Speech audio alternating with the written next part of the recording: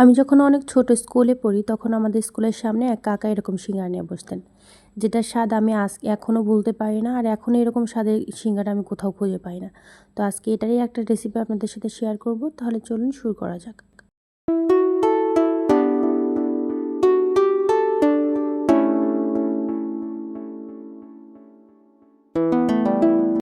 তো hello everyone, আসসালামু আলাইকুম। সকলে কেমন আছেন? আশা করি সকলে ভালো আছেন। আলহামদুলিল্লাহ আমি অনেক ভালো আছি। তো এই সিঙ্গারাটা বানানোর জন্য প্রথমে একদম সব ধরনের আদা, রসুন, জিরা সব ধরনের মশলা পেস্ট করে তেলের উপর দিয়ে কিছুক্ষণ ভেজে নিয়ে তারপরে দিয়েছি গরুর কলিজা দিয়ে তারপরে এটাকে ভেজে নিয়ে তারপরে এখানে দিয়ে দিয়েছি ছোট ছোট করে কিউব করে কেটে আলু এবং গাজর আর কি। তো সিঙ্গারাগুলো যেহেতু আমি ছোট ছোট করে বানাবো, যার কারণে আলুগুলো একদম ছোট ছোট করে কেটেছি। তারপরে ভেজে নিয়ে কিছুক্ষণ পরে দিয়ে দিয়েছি সামান্য একটু পানি, একদম অল্প পানি দিয়ে তারপরে একদম লো ফ্লেমে দিয়ে তারপরে এটাকে একদম ভেজে নিয়েছি। তারপরে দেখা যায় আলু এবং গাজরটা একদম একটু হালকা একটু গলা গলা করেছি।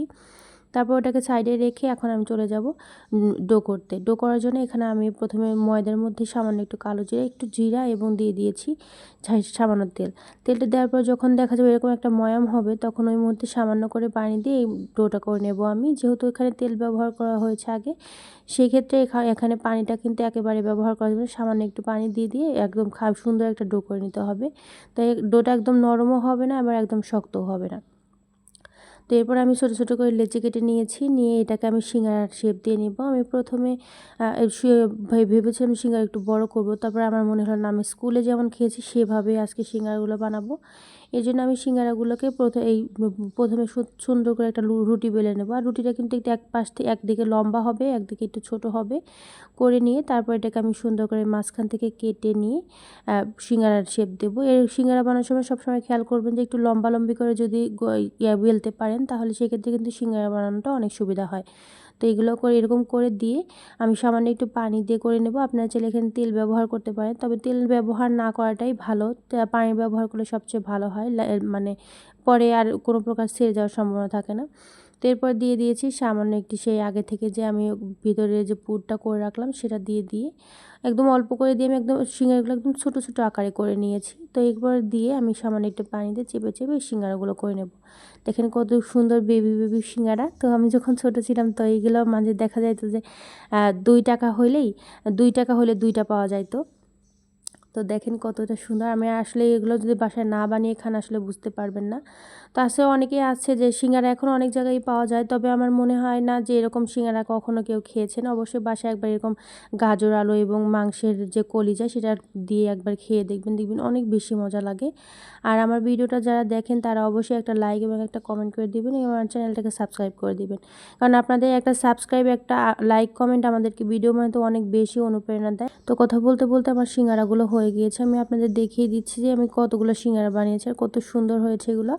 আর এগুলো আপনারা চাইলে এখানে জিরাটা স্কিপ করতে পারেন, তবে অথেন্টিক যে টেস্টটা সেটার জন্য আপনারা অবশ্যই ভিতরে একটু কালো জিরার সাথে একটু জিরা ব্যবহার করবেন। তারপর তেলটা যখন সামান্য একটু গরম হয়ে গিয়েছে ওই মুহূর্তে আমি এখানে সিঙ্গারাগুলো দিয়ে প্রথমে একদম লো ফ্লেমে দিয়ে তারপরে সিঙ্গারাগুলোকে আমি ভেজে নেব। একদম লো ফ্লেমে দিয়ে তারপরে ছেড়ে ছেড়ে দিয়ে কিছুক্ষণ ভেজে নিতে হবে। কিন্তু সিঙ্গারা দেওয়ার সময় খেয়াল করবেন একদম হাই হিটে কিন্তু দেওয়া যাবে না। হাই হিটে তেলটা অতিরিক্ত গরম হয়ে গেলে কিন্তু সিঙ্গারার মানে একটা বাবল ক্রিয়েট করে, যার কারণে সিঙ্গারা অনেক নরম হয়, ক্রিস্পি হয় না। আবার অনেকে আছে যারা নরম সিঙ্গারা পছন্দ করেন, সেক্ষেত্রে কিন্তু আপনাদের অবশ্যই প্রথমে হাই হিটে দিয়ে তারপরে লো হিটে দিতে হবে। আর যারা সিঙ্গারা একটু মানে ক্রাঞ্চি পছন্দ করেন তারা অবশ্যই এই প্রথমে তেলটা হালকা গরম থাকা অবস্থায় স্লো ফ্লেমে দিয়ে তারপরে সিঙ্গারা ভেজে নিয়ে লাস্টের দিকে একদম নামাবেন তখন ওই মুহূর্তে হাই হিটে দিয়ে নেবেন। তোমার সিঙ্গারাগুলো ভাজা হয়ে গেলে আমি একদম শেষ মুহূর্তে একদম হাই হিটে দিয়ে নিব। হাই হিটে দিলে দেখা যায় যে সিঙ্গারার ভিতরে তেল কম থাকে। যে কোনো ভাজিপুরি করার সময় অবশ্যই আপনারা খেয়াল করবেন যখন নামাবেন তার আগ দিয়ে কিন্তু অবশ্যই একদম হাই হিটে করে দিবেন, যাতে করে তেল কম থাকে। তো আমার সিঙ্গারাগুলো হয়ে গিয়েছে, দেখেন কতটা সুন্দর হয়েছে। বাসায় ওরকম করে অবশ্যই একবার ট্রাই করে দেখবেন অনেক বেশি পছন্দ করবে সবাই আর অনেক বেশি মজা হয়। তো আমার ভিডিওটা যদি আপনাদের ভালো লেগে থাকে তাহলে অবশ্যই একটা লাইক এবং একটা কমেন্ট করে দিবেন এবং আমার চ্যানেলটাকে সাবস্ক্রাইব করতে ভুলবেন না। তো আজকের ভিডিও আর বেশি বড় করব না। সকলে ভালো থাকবেন, সুস্থ থাকবেন। দেখা হবে রান্নার আরও একটা ভিডিও নিয়ে। আসসালামু আলাইকুম।